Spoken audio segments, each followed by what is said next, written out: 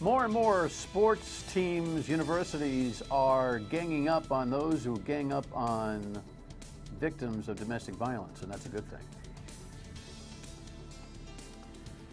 And we'll meet some of those folks from URI. They've got a concerted program to, market against domestic violence, and we'll meet some of the players, all pun intended, in that this evening. How are you?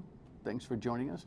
And my state of mind, I am Dan York. We are here weeknights, 7:30 and 11:30, except tonight, we're not here at 7:30. So if you look for me at 7:30, you missed me because we had a preemption. Because when CBS does football, they move Jeopardy and Wheel over to my URI TV at 7:30. You know why? Because those are America's shows. More important than things like presidential debates and all that kind of stuff. And of course, you'll see us on Fox Providence at midnight. Program note on that, when World Series games happen, like tomorrow night, we're pushed back a little bit. And if they go to games 6 and 7 next week, which I hope they do, if you're a closet Met fan like I am, you hope that happens, we'll tackle that as we go. Just a couple of program notes for you. All right, you got all that? Take some notes. I'm sure you go to bed, trying to schedule your Dan York viewing each and every night, don't you? Sure. Let's go to the rundown and take a look at what's happening. Yeah, did you watch the CNBC debate? Lesser of the three debates in terms of ratings, but it did get a 10 rating last night, which means that is a world record for CNBC. It would seem to be trying to elevate its relevance for some reason. First of all, outside the debate, they were the puppets. Only in America does the First Amendment allow for that. And inside, of course, that's what they look like. A whole bunch of them. 11 of them, 10 of them, too much of them, no doubt. Here's a summary. Reaction is pouring in this morning, hours after the Republican presidential candidates faced off for the third time this campaign season. His poll numbers tanked. That's why he's on the end. And he got nasty. So you know what? You can have him. Marco, when you signed up for this was a 6-year term, and you should be showing up to work. The presidential hopefuls did find common ground in their attack of the moderators and the so-called mainstream media.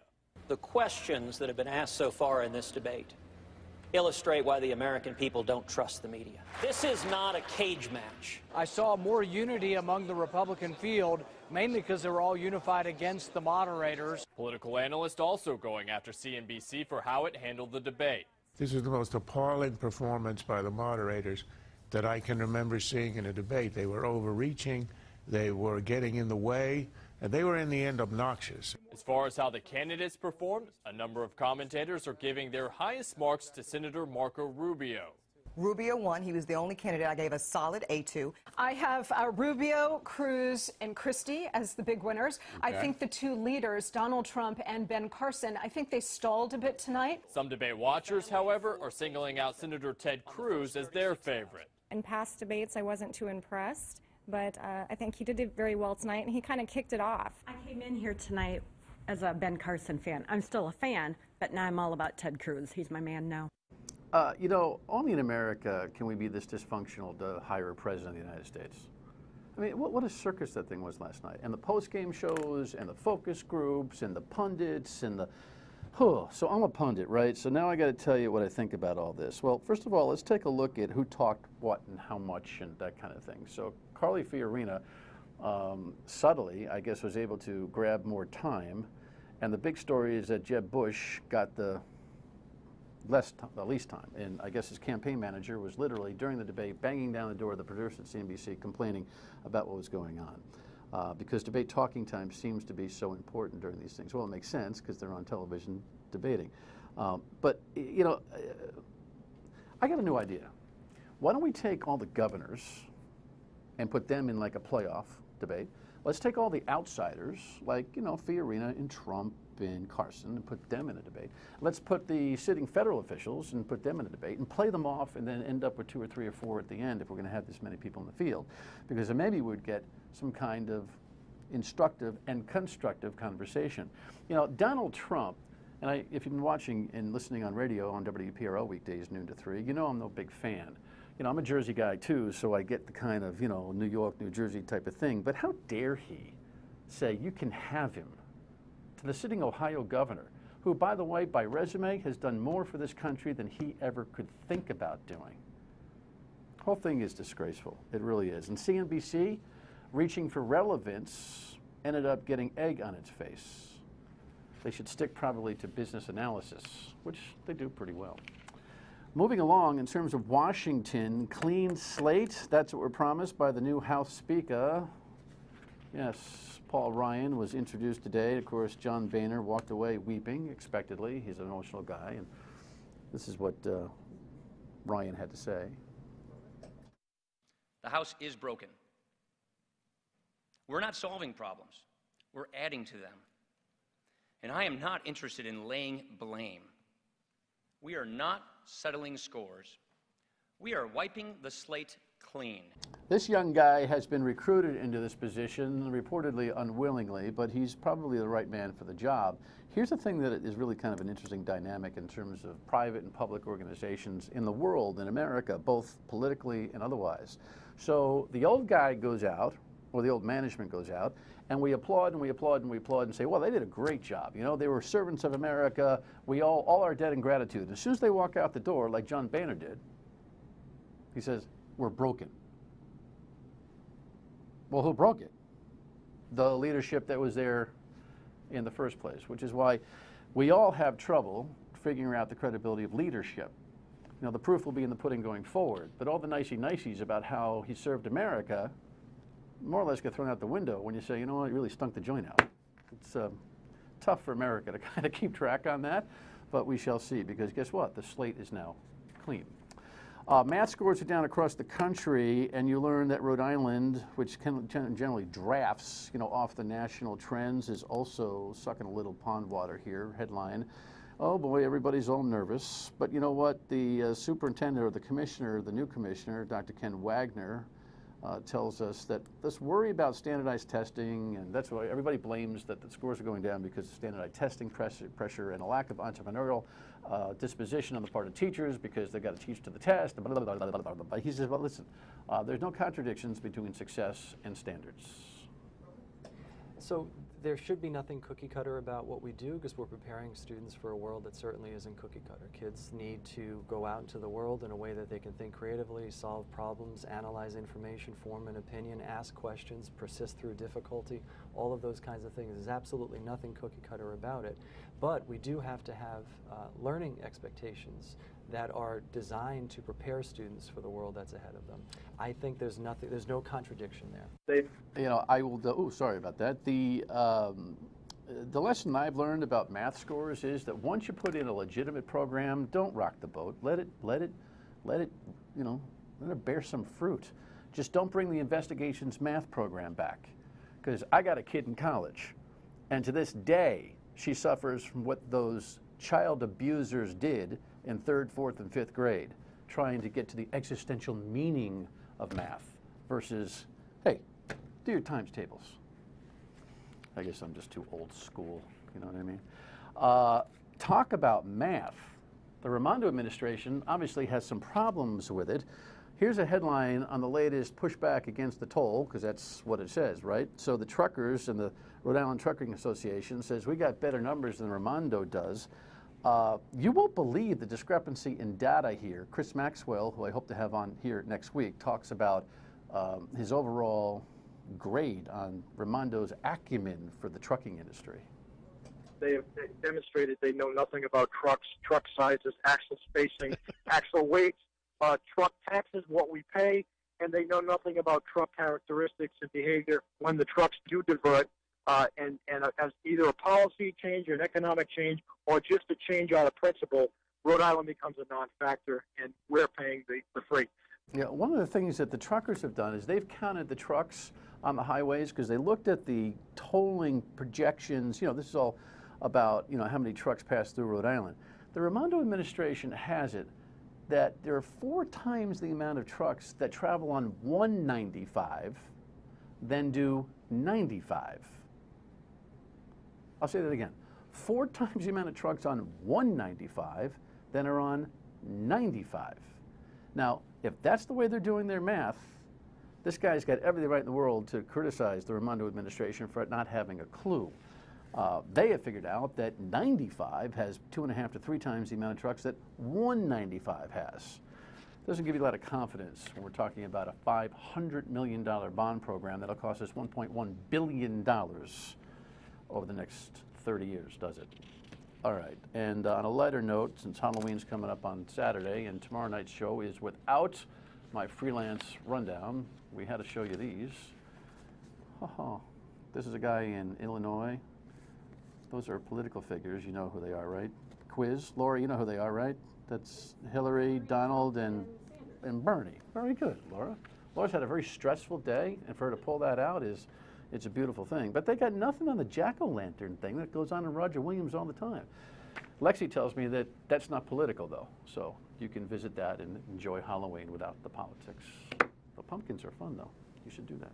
When we come back, fighting domestic violence, I remind you, though, in the meantime, that you can call us at 228-1886 and leave a voicemail and let us know what you're thinking. Contact us via Facebook, Twitter, email, the old-fashioned way, anytime you'd like. We'll be right back with some folks from URI and a good cause. Stay with us.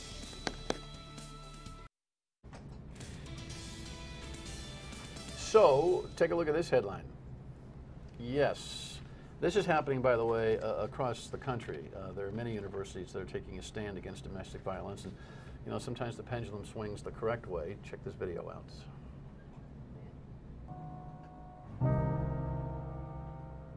Something. Something. Something. Something. Something. Something. Something. Something. Something. People across the country are saying no more. No more. No more. No more. To domestic violence. Rhode Island, we're counting on you to get off the bench. Learn how you can play your part at nomoreri.org. By the way, the toughest guy in that video is this guy over here, so I think I'll probably behave myself and not bust your horns too much. Tyler, Dan York, good to meet you. Yeah, nice to meet you. Brittany. Nice to have you, Brittany. Right, that's exactly what it says right here, Brittany. Right. This is a good project. Tell me about it. So it was really exciting. We got connected with the Rhode Island Coalition Against Domestic Violence, and they had seen a PSA that our group put on, our student athletes put on last year for the It's On Us campaign during the It's On Us Week of Action. So they were like, let's do that again with our kind of tagline of say something and no more. And so we jumped all over that, got some of the same student athletes that were involved with the student group standing up against domestic violence and sexual assault, and put it together. So we were really excited to have the opportunity to make like a professional public service announcement. You might see us on the buses around, and on we have a radio segment going right now too. So it was a great initiative from the coalition that we jumped on board with them. Well, we've had some unfortunate experiences in the professional sports world that have really highlighted this whole thing. Is that the genesis of where the momentum has come from? I think so, yeah. I think that's the reason that they reached out to us this year, because of the past year and all the highlights of negative things, and they wanted to kind of use the athletic experience to turn it a positive way.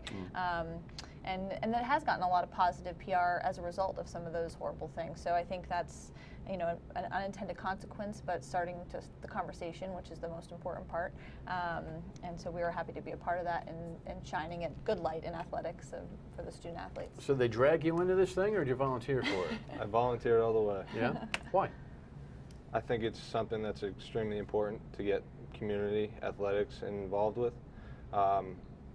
You know, being on campus, the athletes, they always have a target on their back, and you know, if the athletes can kind of shed light on a bad situation and, you know, show that we can do some good, I think that's probably the best thing that we can do, and that's why I joined.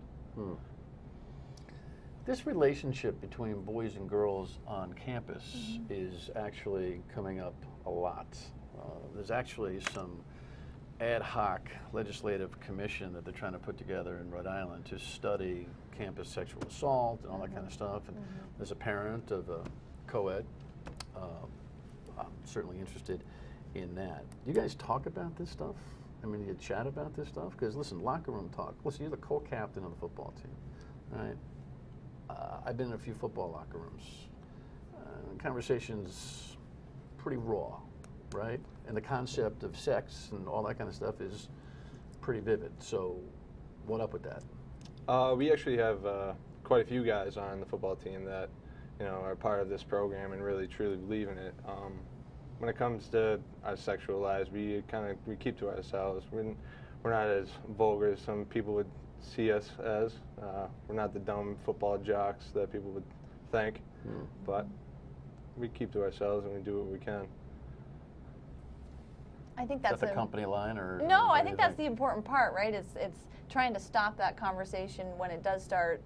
You know, at time and again, it's going to happen, and the guys like Tyler in the locker room that can say, hey, you know, can you use different verbiage? I don't want to hear that. Well, this is an interesting conversation because you know, I've done too many programs in domestic violence to be able to not to be able to differentiate between what is a sexual conversation and what is a violence conversation. Sure. Right. Sure. So the whole subject matter needs to create that distinction. Right.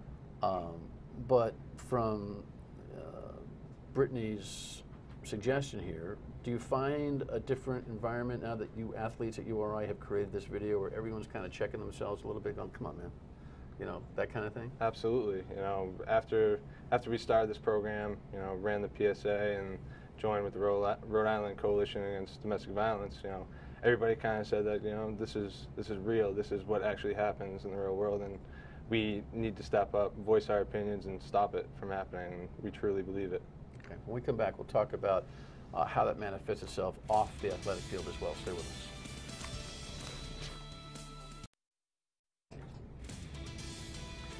So we're talking with the folks from URI. Tyler's a co-captain of the football team, obviously a lineman. I am. Left tackle. Yeah. Speaking of violence, it gets a little tough there. Brittany is a URI academic advisor and development coordinator, which is a lot of words. What does that mean? Well, the academic end handles itself. I help with kind of keeping him on track academically. Making sure he does his homework? Sure, right. Long and short of it. Yeah. Do you need her to tell you? Sometimes. Yeah, right? Sometimes. The student-athlete development is kind of everything off the field or outside the classroom, so career development, personal development, community service. So I kind of help coordinate those parts of our program in athletics to get these guys experiences beyond what they're getting on the field and in the classroom to help them. I don't think anybody who doesn't pay attention, and not many people do, they just want to see the athletic results, and they have images of what sports on a university campus are like right now. But it's a big business, and it's also a lot of diligence when it comes to compliance issues and all that kind of thing. So I know this university and most quality universities, and certainly URI is that in this category, really have to work hard to make sure P's and Q's are followed. But it's not just about do. It's about think, right? About what's going on. I mean, I think that's the hope with the life skills program and this URI standards program and these type of campaigns is what else are they kind of getting their foot in the door, finding a passion, finding some of their values and purpose beyond being an athlete, which is a huge part of their identity forever and will be. But eventually the sport will end and they'll need to dive into something else. And so I think some of it, the student-athlete welfare part for us that work in athletics, is what else can we give these guys as an opportunity to get involved in so that they have a sense of some other things that they might be interested in that they want to pursue. Yeah, sure, dotting I's and crossing T's on things too, but really helping them develop as young people and a really key part of their lives. So you've been around for a few years. You experienced some personal growth over the first few years? Absolutely. In what ways? Maturity, seeing things through a different light. You know, when you come into college, you're all hopped up and ready to go. You know, partying. Where's the keg, man? Exactly. And you know, over the past few years, I've seen that, you know, it's not always about that. It's about getting a nice, solid education, getting ready to move on to the real world. You got him saying all the right things. I swear, Good I didn't job. prep him. Yeah, I'm sure it's an independent thought. Absolutely. You know what's interesting, and I don't know that with the 5 minutes that we have in the show to really dig into it, but with the domestic violence thing, I have seen over the course of time an alarming behavioral trend, not research, just watching, walking in the mall, walking down the street. And that is, there's a physicality that exists now between boys and girls, men and women, people dating that I didn't see. Never thought I'd be old enough to talk about the old days, you know, but in the old days, I didn't see it. I didn't see a girlfriend going, hey, you know, I didn't see that kind. Now, women with their own growing identities have gotten a little physical themselves, and I think it can be confusing sometimes. Do you find it that way? You have a girlfriend? I do. Okay. I do. Are you conscious of this kind of thing? I am. I see it. I see it just as well as you do. Right. You know, girls fight now, right? There's So there's a lot of confusion, and I think there's a lot of boundaries that are being crossed. Yeah, I mean, I think that's the important part, is to help students understand where the boundaries are. And if you're in a relationship, it's same with the technology and texting constantly and stalking and those kind of things. Can be a slippery slope in terms of dating violence, that the whole goal right now is to educate them so that they can make the changes they need to if they're seeing that gender, no matter male or female, if that's happening, or if you've seen your friend in that, what you can do to kind of stand something. Are you conscious about this kind of thing? Of course. I mean, obviously the answer is yes, but we didn't think about it much when I was in college. Do you have to think about it? Do you ever go, wow, I got to be careful in this situation, or I'm a little confused because there seems to be different lines drawn when it comes to men and women, girls and boys, that kind of thing. Yeah. So how much study are you guys doing for this program, other than having him just sit, having 12, 14 athletes say no more, or I mean, how much are you guys really talking about this? So our entire athletic department is trained. So Keith LaBelle is the director of the URI standards, which is the bystander intervention program that Tyler's a part of. So every freshman, before we even start school, gets training on this topic in both sexual assault, dating violence, domestic violence awareness, and the bystander intervention. So not only how to recognize it, but what you should do if you're seeing it or if you're involved in it, resources.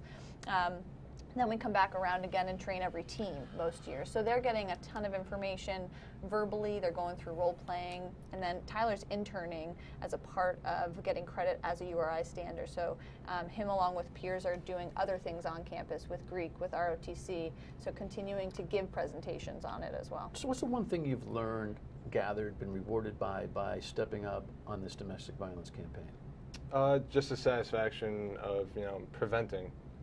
Being able to, you see something, you say something, you stop it before something happens, or, being able to have a close friend of yours come up to you and say, hey, this happened, what should I do? Having that responsibility. Has that happened, and is that going on in the middle of all this new orientation that you're involved in? Yes. That's pretty cool. Yes.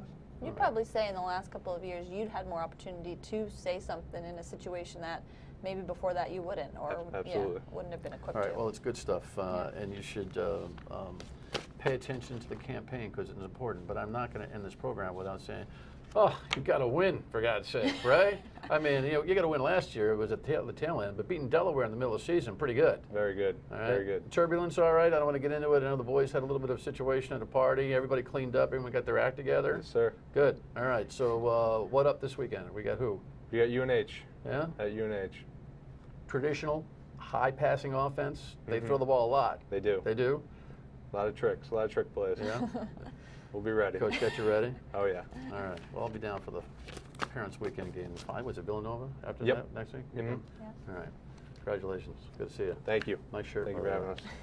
Thank you for having us. Thanks very much, Ron. Okay. When we come back, I got a last word for you and a preview on tomorrow night's show, which is exceptionally important. Stay with us. All right, so tomorrow night we've got, we literally have an exercise in your good health coming up tomorrow night. I have a psychiatrist and I have a couple of oncologists who will join us in a special Friday night program to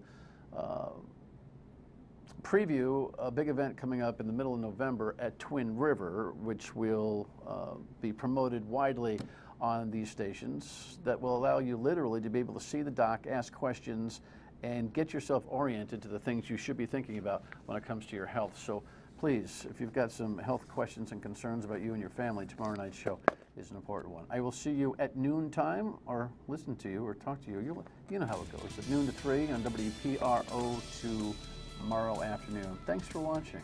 I'm honored. Good night.